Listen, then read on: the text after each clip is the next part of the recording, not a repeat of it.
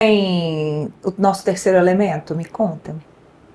Muito bem, então vamos de Mário Sabino, vamos convidar Mário Sabino para participar da nossa conversa, que hoje tem muito assunto. Eu espero que ele tope falar de tudo, viu, Andresa?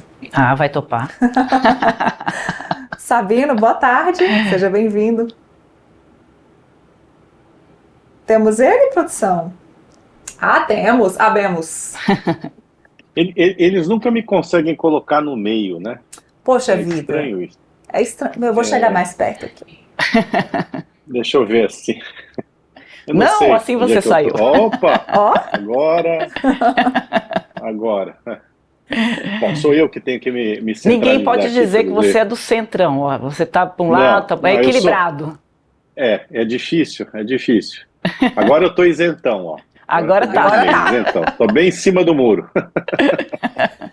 Vamos lá, Sabino, eu queria repercutir o seguinte. Eu não estava aqui no início da semana, mas estou de volta e quero repercutir. E eu sei que isso está também na sua coluna, que é a questão Uhum. do ministro Alexandre de Moraes, as decisões que ele vem tomando e se ele está de fato isolado no Supremo Tribunal Federal ou não, como é que isso está se sucedendo? Porque o que a gente vê é o ministro Alexandre de Moraes tomando as decisões dele e os demais ministros chancelando, carimbando as decisões. Daí surge uma matéria dizendo que outros ministros do Supremo estão incomodados e irritados, né, Andresa, irritados com a atuação do ministro Alexandre de Moraes, mas todos os ministros vêm compactuando e dizendo que não, o ministro Alexandre de Moraes tem todo o nosso apoio, então, enquanto instituição, estão todos unidos. O que a gente pode tirar, de fato, da atuação do ministro Alexandre de Moraes? Ele está isolado ou não está lá no Supremo? Bom, a minha experiência como jornalista, e eu talvez a da Andresa também, ela aponta para recado, né? Quer dizer, foi dado um recado via imprensa, da parte de um, dois ou três ministros do STF que ficaram incomodados com a prisão do Jair Bolsonaro, porque, ao que consta, o ministro Alexandre de Moraes não os avisou, não avisou seus colegas de que iria decretar a prisão domiciliar, do ex-presidente da República, o que em si já é uma liberdade em relação ao Código de Processo Penal, porque você decreta uma prisão preventiva, não uma prisão domiciliar. Mas, enfim, o ministro anda bastante criativo, né, e toma essas liberdades, vem tomando já faz tempo com o aval dos seus pares. Então, eu encaro isso como um aviso ao ministro Alexandre de Moraes, não que seja a expressão de um isolamento, né? Eu acho que a mensagem foi essa, né? Com essa notícia, e não só essa notícia, outras também que saíram por aí. Não sei se a Andresa concorda comigo, mas é isso que eu penso. Bom, a respeito das liberações, a gente nem falou sobre isso aqui ainda, mas o ministro Alexandre de Moraes abriu algumas concessões. Primeiro para a visita dos filhos e dos netos e hoje para visitas de outras autoridades que haviam solicitado, como o próprio governador de São Paulo, Tarcísio de Freitas, e também o Coronel Zucco, que é aliado dele ali da direita, entre outras autoridades que pediram essa visita. A gente pode dizer que Alexandre de Moraes está amolecendo o coração, porque isso é benefício mesmo de qualquer pessoa que está presa. Bom, eu não acho que um juiz que decrete uma prisão dessas, né, possa estar com o coração amolecido. Eu acho que ele está, enfim, tocando a vida. Obviamente, não parece haver motivo para que ele, por exemplo, rejeite o pedido do governador de São Paulo para visitar o ex-presidente da República. Então, sabe, aí ficaria um pouco demais. Mas eu não acho que isso seja uma concessão, entendeu? Eu acho que é o normal da vida, né? Você permitir que um preso nessas condições receba visitas. Então, eu encaro a coisa assim. Eu acho que essa prisão domiciliar tem vários aspectos, mas um aspecto também é a bola de dois tempos, quer dizer, ele já está preparando a prisão, o encerramento, né, numa prisão do Bolsonaro, né, e isso aqui é uma escala, digamos assim, né, para a prisão que será decretada, porque o julgamento já tem resultado, né, o julgamento, o resultado está sendo dito, está sendo proferido fora dos autos, não só pelo Alexandre de Moraes, como também pelo decano, né? Que já dá como fato, né? Que o Bolsonaro que mandou matar o Alexandre de Moraes, o presidente da República e o vice-presidente da República, né? Então, o que é circunstância já virou fato, né? E assim vamos tocando a vida. Mário, que é o que a defesa sempre reclama, né, os advogados, que esse julgamento, na verdade, quando ele iniciou, ele já tinha ali, né, a sentença pronta. Eu queria te ouvir um pouquinho, eu te perdi aqui no início, que o som estava muito baixo, então não sei se eu vou ser repetitiva aqui com o que você colocou.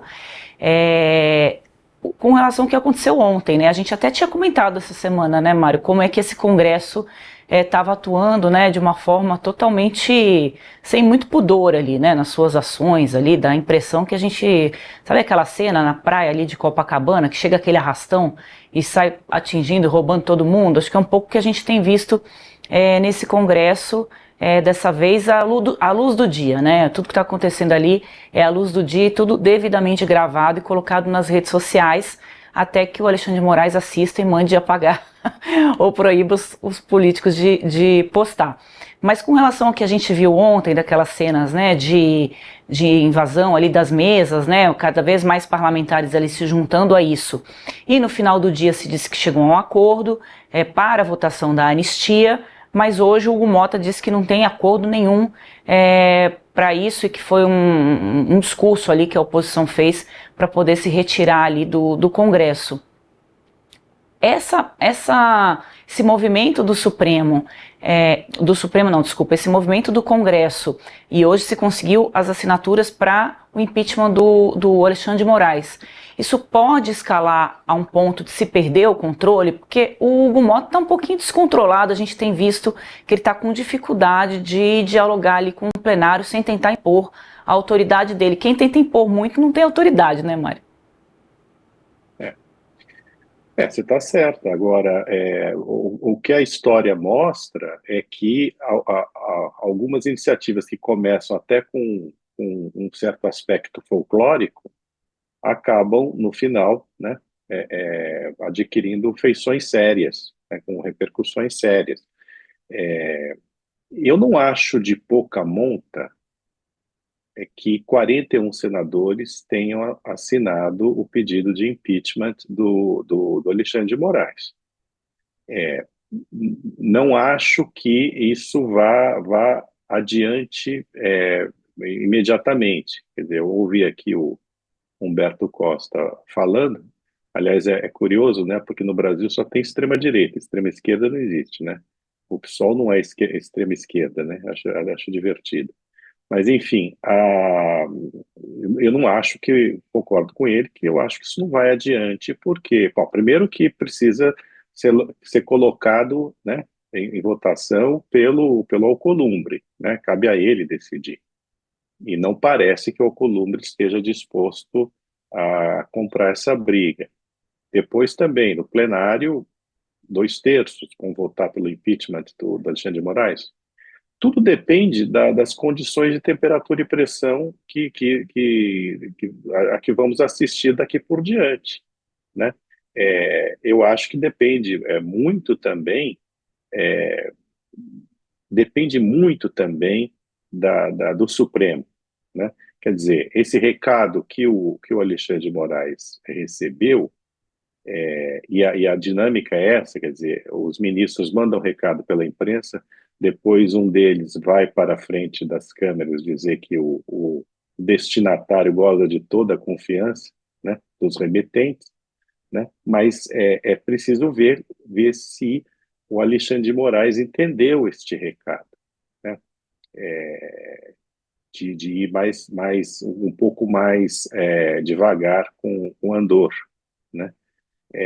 Então, assim, é uma conjunção de fatores. Eu acho que tem o fator STF, que pode dar o sinal verde para que a coisa vá adiante. É difícil que isso ocorra neste momento, né? Não sei se um dia ocorrerá, mas, obviamente, o aval de outros ministros do Supremo, ministros poderosos, é importante para que o processo prossiga no Senado, assim como também é importante o contexto, né?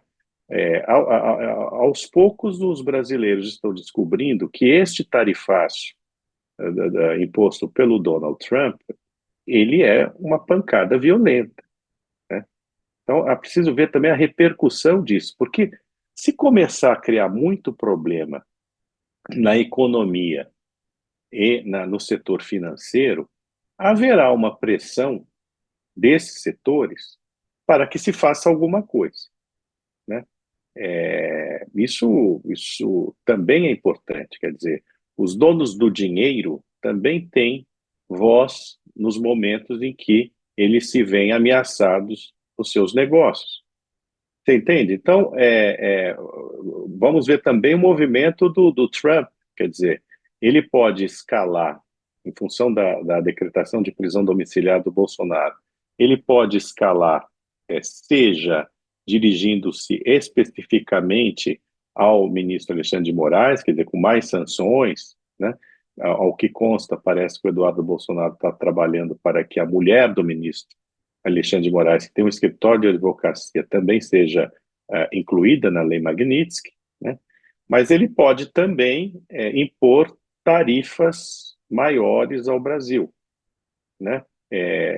Não está descartado, embora parece que o risco é menor do que se imaginava, não está descartado que ele imponha tarifas suplementares ao Brasil, porque o Brasil compra diesel e fertilizantes da Rússia, né, que é sancionada pelo Ocidente por causa da invasão da Ucrânia.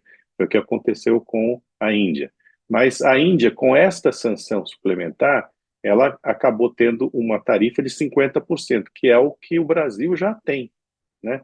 Então, parece pouco provável, não impossível, e veja, a gente faz todos os reparos aqui porque o Trump é absolutamente imprevisível, né? E que ele possa aumentar ainda mais, né, a tarifa que impôs ao Brasil.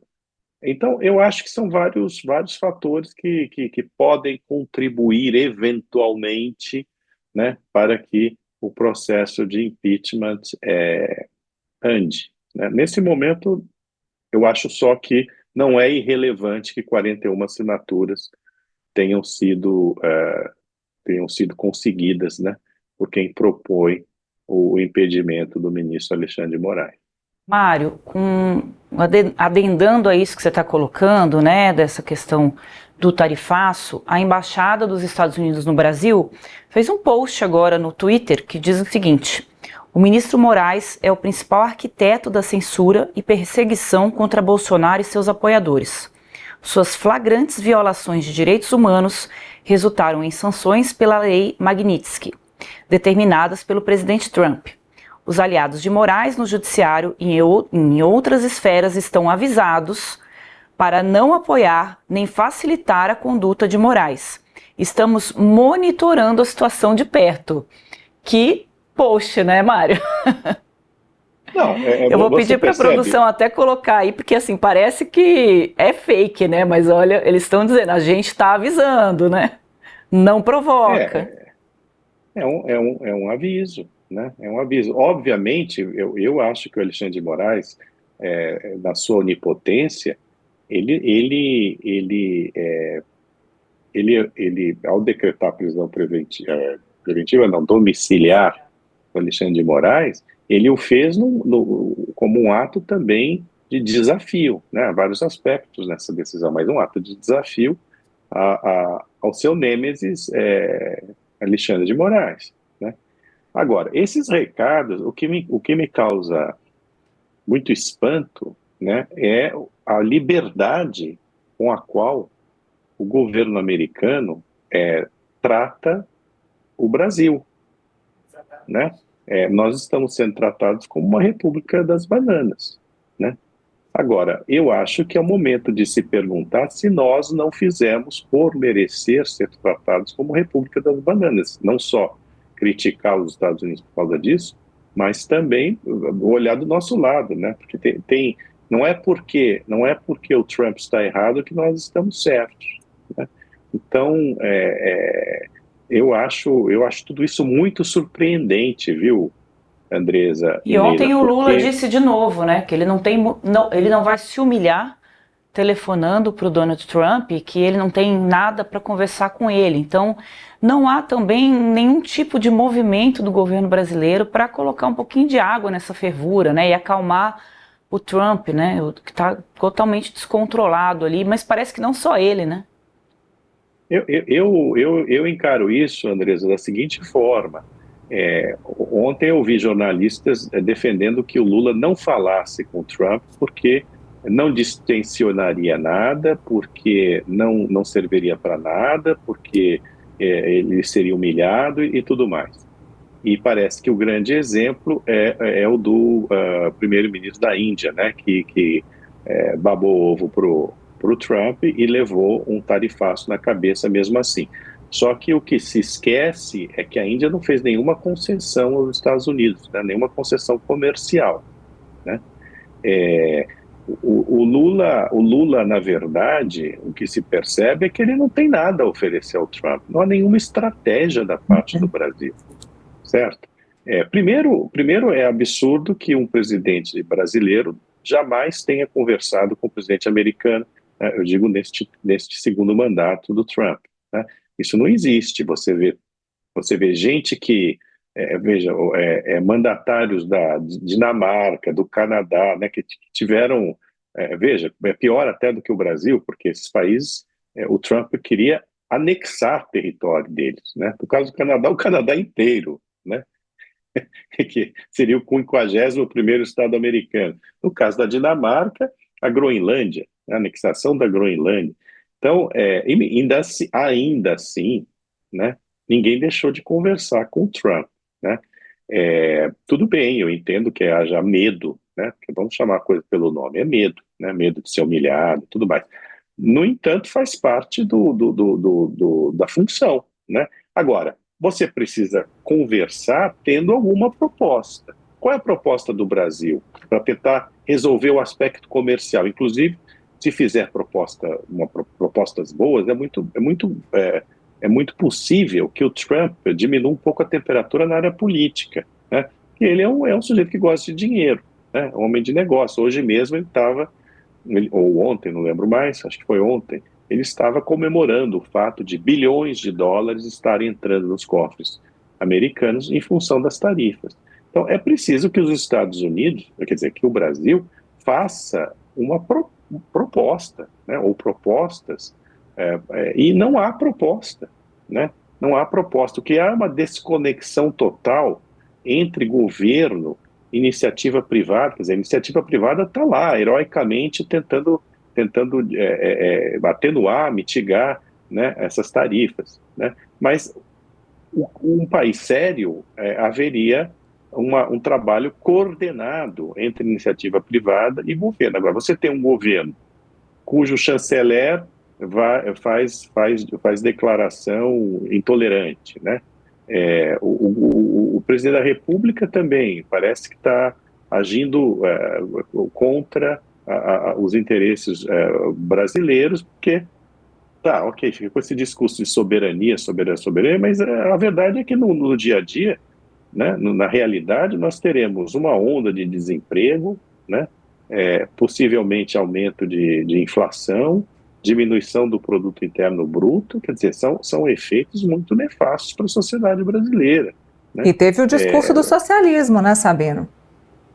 Bom, além de tudo ainda tem isso, quer dizer, você fica jogando para a plateia, né, dessa forma. Então, assim, veja, eu não estou dizendo que o Brasil deva se submeter ao Donald Trump, mas é preciso entender que nós estamos diante de um sujeito absolutamente imprevisível e sem limites, mas ele é presidente da nação mais poderosa da Terra.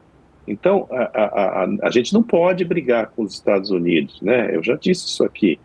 E a gente fica caminhando nesse sentido, aumentando ainda mais a temperatura, né? Seja da parte do governo, o executivo, seja da parte do judiciário também. Então, não sei, eu vejo uma total falta de coordenação, de objetivos precisos, e a recusa do Lula a falar com o Trump, né, se é que o Trump está mesmo disposto a ouvir o Lula, né, conversar com o Lula, eu vejo isso porque realmente essa recusa, porque o Brasil, além do medo do Lula, é o que o Brasil não tem o que oferecer aos Estados Unidos. Quer dizer, não tem proposta. Não tem proposta para dialogar com os Estados Unidos e também não tem projetos para o Brasil, né? O que a gente tem visto nesses 3 anos e meio do governo Lula é um deserto de ideias impressionante.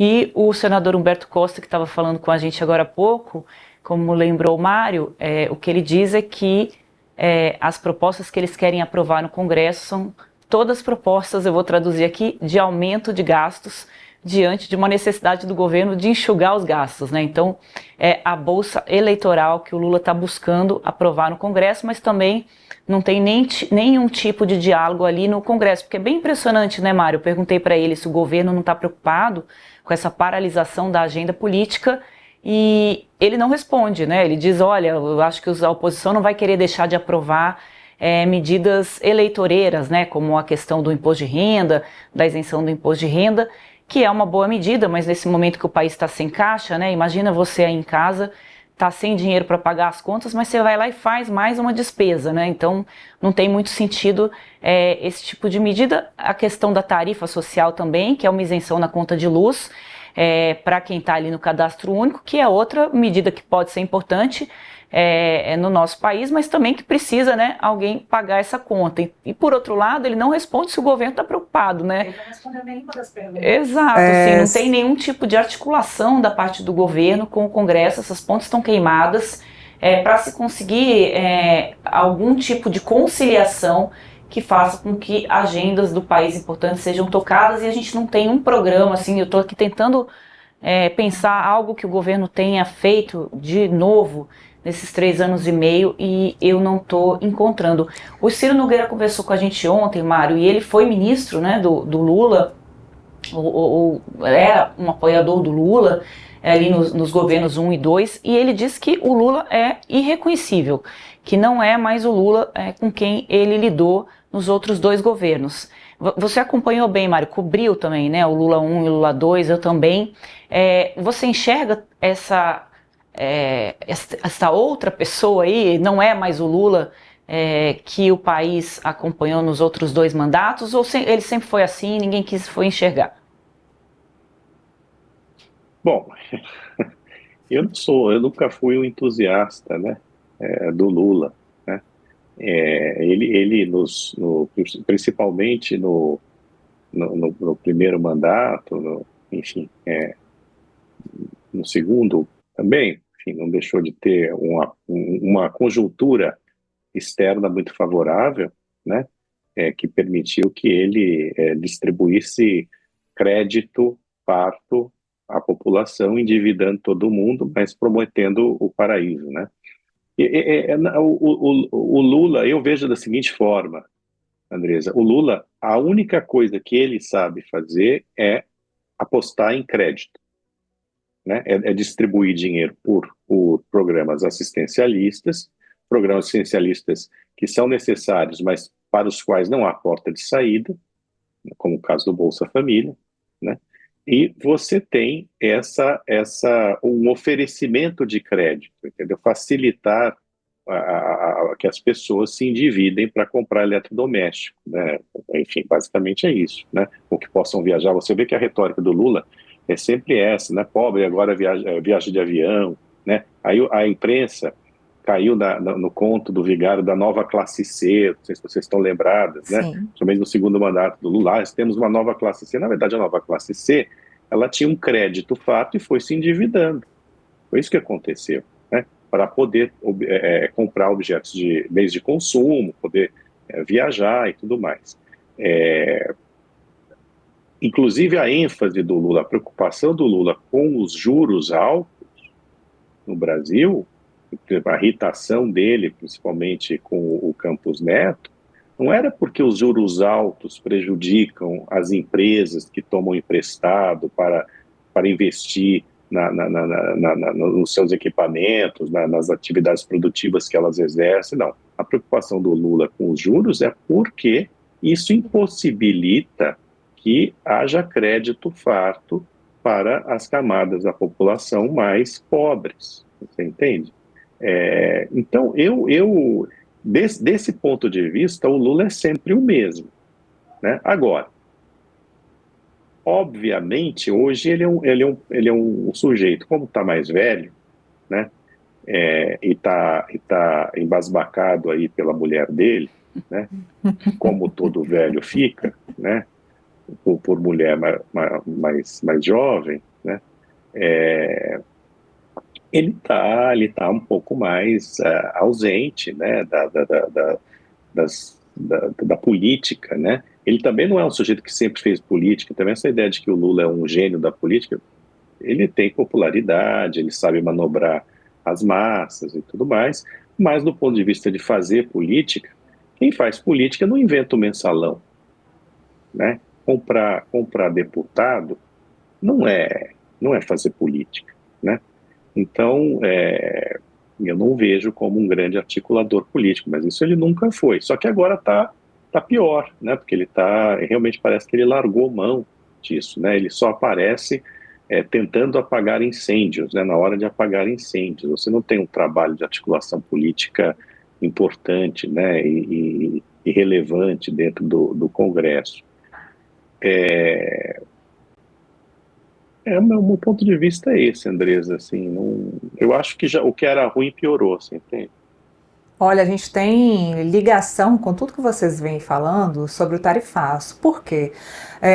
O ministro da Fazenda, Fernando Haddad, e o presidente Lula falaram que vão apresentar um pacote de medidas para ajudar os empresários, as empresas, enfim, os ramos que acabaram sendo prejudicados aí com o tarifaço de Trump, com um pacote. Só que esse pacote ele deve prejudicar alguém que é o Tesouro, ou seja, o dinheiro ele tem que sair de algum lugar. E nesse momento a gente está com um país com juros a 15%, altíssimo, e temos aí que pagar essa dívida aí da crise do INSS, da fraude do INSS, um governo tentando negociar até no Supremo Tribunal Federal, IOF, e agora, por último, esse terceiro problema financeiro, que é ajudar os trabalhadores brasileiros a não perder o seu emprego. E aí fica a pergunta, esse dinheiro do prejuízo aí do tarifaço vai sair de onde? Tá aí para vocês dois, podem me responder. Do nosso bolso, bolso. Era exatamente isso que eu ia dizer, assim, sempre sai do bolso ali, né, da classe média, dos ricos é que não vai, dos milionários ali, né? Vamos botar os milionários, mas dali para baixo, né, Mário? Olha, é do nosso bolso, seja na forma de taxação, né, sei lá, estão sempre tentando inventar mais impostos, aumentar impostos, né? Seja na forma de taxação, seja na forma de inflação, né? Porque o governo é a única instância que imprime dinheiro, né? Então, quando você tem muito custo e você não tem como bancar esses custos, né, você vai lá e imprime dinheiro, né? Então, isso causa inflação. Então, é dessa forma que vai se cobrir o rombo a ser causado aí pela ajuda aos empresários, que é uma ajuda necessária, né? De certa maneira, guardadas as devidas e imensas diferenças, né, foi o que ocorreu na pandemia, né? Aliás, não só com o Brasil, né? Com todos os países, quer dizer, precisaram o discurso de austeridade e tudo mais, medidas de austeridade, foram para o espaço, né? Porque se precisava dar conta de uma emergência sanitária sem precedentes, né? E tem o seguinte também, né, Mário?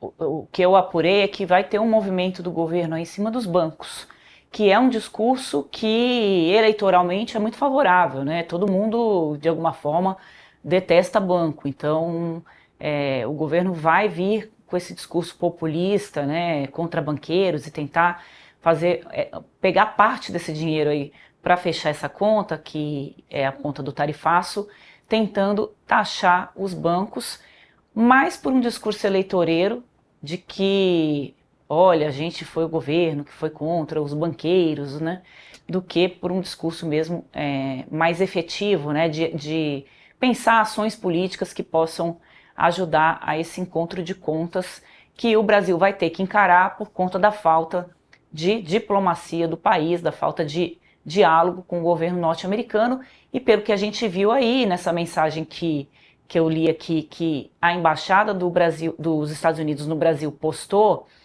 nas redes sociais, a coisa vai escalar cada vez mais, porque é um post bastante ameaçador, a gente está de olho, a gente está acompanhando, é mais ou menos nesse tom que eles estão trazendo. Eu estou acostumada a acompanhar aqui a política, o Mário também, nunca tinha visto assim uma embaixada, né, se manifestar dessa forma. Nesse É óbvio tom, que né? tudo isso, né, vem ali por ordens ali diretamente do gabinete do Donald Trump, porque essas negociações que envolvem o Brasil, elas não estão ocorrendo com os ministros ali do Trump, elas estão diretamente na mesa do Donald Trump. Então, esses disparos assim são bem característicos, né, que a gente vê da personalidade do Donald Trump. Então, o Lula disse que não vai sentar com ele, que conversar é se humilhar. Ele não vai se humilhar para ligar para o presidente dos Estados Unidos e dizer: querido, o que está acontecendo? Vamos conversar. O que é realmente algo inacreditável. Então, nós brasileiros que seguramos firmes, rezemos, porque a nossa única opção agora é pedir ao divino, aos céus, para que nos ajude, né, Mário? Porque assim, do jeito que tá, o Donald Trump vai pegar aquela caneta dele, vai acordar e vai botar mais 10 e 10 e 10% até chegar aos 100% nessas tarifas, até por conta dos nossos acordos ali com a Rússia, dos produtos que a gente negocia com a Rússia, que ele não está nada feliz com isso. Também foi um ponto que você colocou para a gente, né?